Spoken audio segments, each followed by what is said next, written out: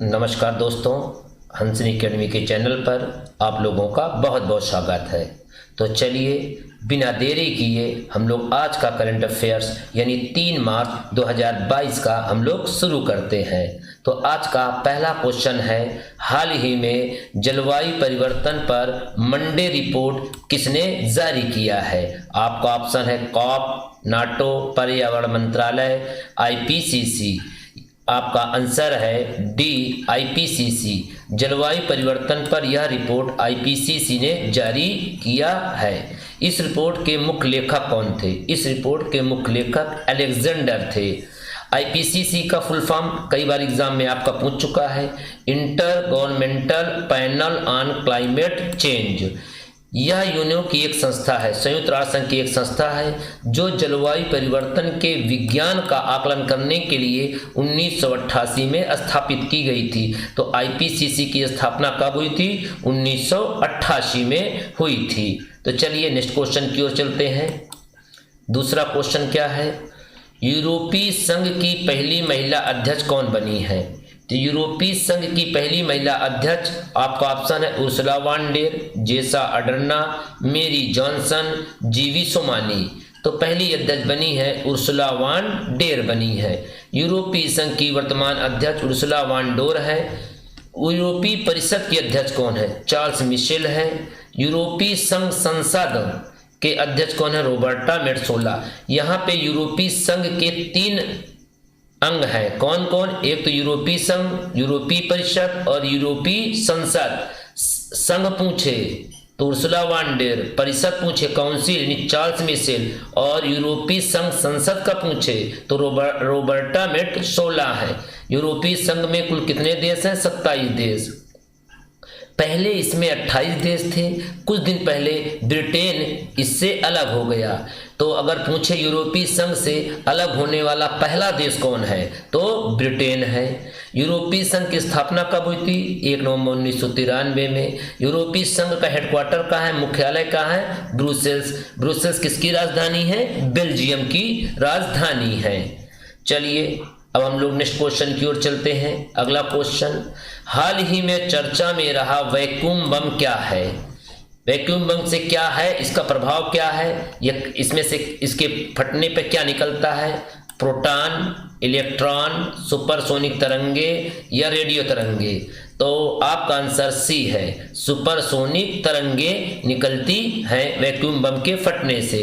Vacuum बम के फटने से सुपरसोनिक तरंगे निकलती हैं जो बेहद खतरनाक होती है। इसमें अधिक मात्रा में ऊर्जा व तापमान निकलता है जो शरीर को भाप बना देता है। शरीर इतना इसमें तापमान ऊर्जा होती है कि शरीर को क्या बना देता है? भाप बना देता है। वैक्यूम बम को फादर ऑफ ऑल बम भी कहा जाता है। फादर ऑफ ऑल बम के नाम से भी जाना जाता है। रूस ने हाल ही में यूक्रेन पर वैक्यूम बम छोड़ने की धमकी दी है। चलिए नेक्स्ट क्वेश्चन की ओर बढ़ते हैं। कौन सी संस्था स्त्री पुरुष की समानता को लाने के लिए राष्ट्रीय जेंडर सूचकांक विकसित करने जा रही है? जनगणना आयोग, नीति आयोग, शिक्षा मंत्रालय, सामाजिक न्याय एवं अधिकारिता मंत्रालय। तो आपका आंसर है नीति आयोग। नीति आयोग राष्ट्रीय जेंडर सूचकांक को जारी करने का विचार कर रहा है। नीति आयोग का फुल फॉर्म क्या है? National institution for transforming India. NITI Aayog की स्थापना कब हुई? 1 जनवरी 2015 को। इसके अध्यक्ष कौन है? प्रधानमंत्री। तो इस समय कौन है? मोदी जी। यानी नीति आयोग के अध्यक्ष हमेशा प्रधानमंत्री होते हैं। इसके उपाध्यक्ष कौन है? राजीव कुमार। इसके सीईओ कौन है? अमिताभ कांत है। नीति आयोग का हेडक्वार्टर कहाँ है? नई दिल्ली में है। इसमें एक अध्यक्ष और 5 पूर्णकालिक सदस्य होते हैं। नीति आयोग का कार्य क्या है? नीति आयोग का कार्य है सरकार के थिंक टैंक के रूप में सेवाएं प्रदान करना। चलिए नेक्स्ट क्वेश्चन की ओर बढ़ते हैं।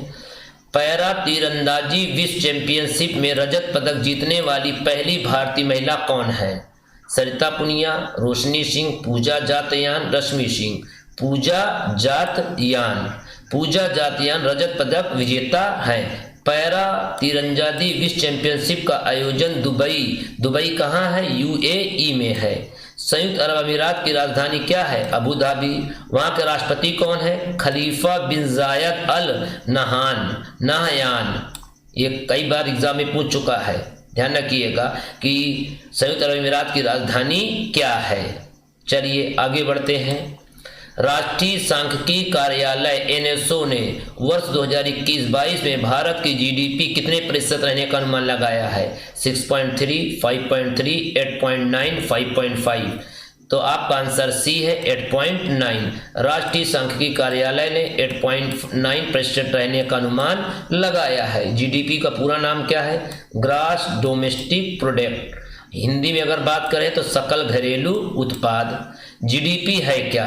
यह एक वर्ष के अंदर किसी देश की सीमा के भीतर, इसे भीतर कर लीजिएगा, भीतर उत्पादित वस्तुओं और सेवाओं का कुल मूल्य ही क्या है? GDP कहलाता है।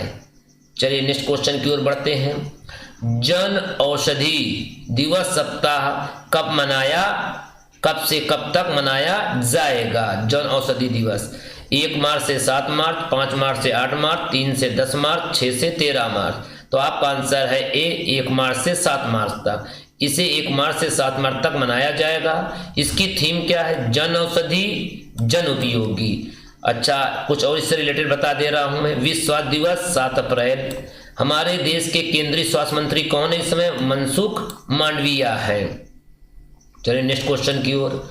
संयुक्त राष्ट्र महासभा ने कितने वर्षों बाद आपातकालीन बैठक बुलाई है? 20 वर्षों बाद, 30 वर्षों बाद, 40 वर्षों बाद, 12 वर्षों बाद? 40 वर्षों बाद। संयुक्त राष्ट्र महासभा ने 40 वर्षों बाद यह आपातकालीन बैठक रूस व यूक्रेन के बीच हो रहे युद्ध के कारण बुलाई है।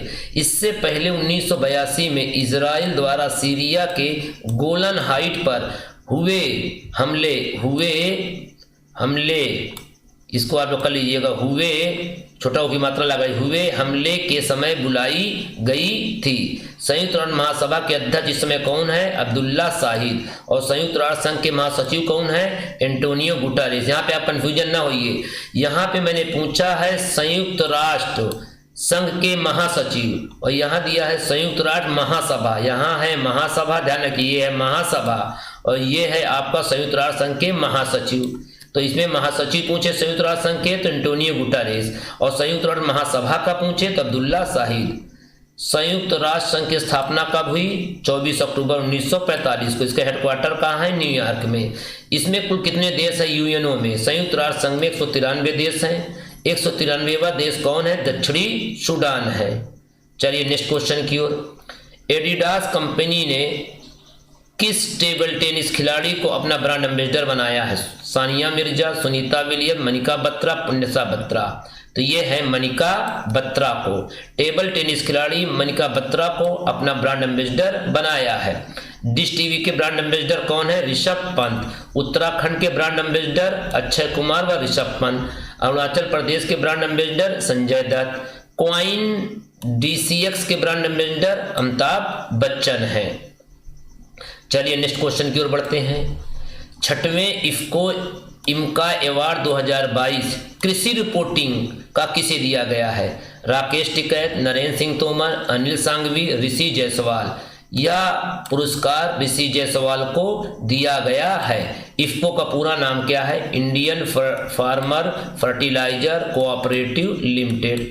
इसकी स्थापना कब हुई इफ्को की? 1967 में। इफ्को का हेडक्वार्टर कहाँ है? नई दिल्ली में। इफ्को के अध्यक्ष कौन है? दिलीप संघानी है। चलिए नेक्स्ट क्वेश्चन की ओर। सूरजकुंड हस्तशिल्प मेला क्या है? सूरजकुंड हस्तशिल्प मेला का आयोजन कहाँ किया जाएगा? पंजाब में, हरियाणा में, दिल्ली में, राजस्थान में। यह मेला जो है हरियाणा में लगाया जाएगा। हरियाणा के किस जिले में? फरीदाबाद जिले में। यह मेला 20 मार्च से 4 अप्रैल तक चलेगा।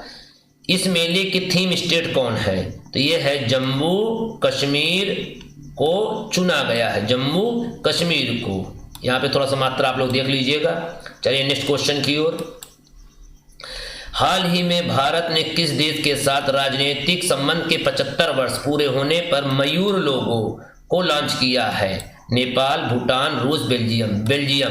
बेल्जियम के साथ 75 वर्ष पूरे होने पर भारत ने मयूर लोगो को लॉन्च किया है। बेल्जियम की राजधानी क्या है? ब्रुसेल्स है। यूरोपीय संघ का मुख्यालय भी कहाँ है? ब्रुसेल्स में है।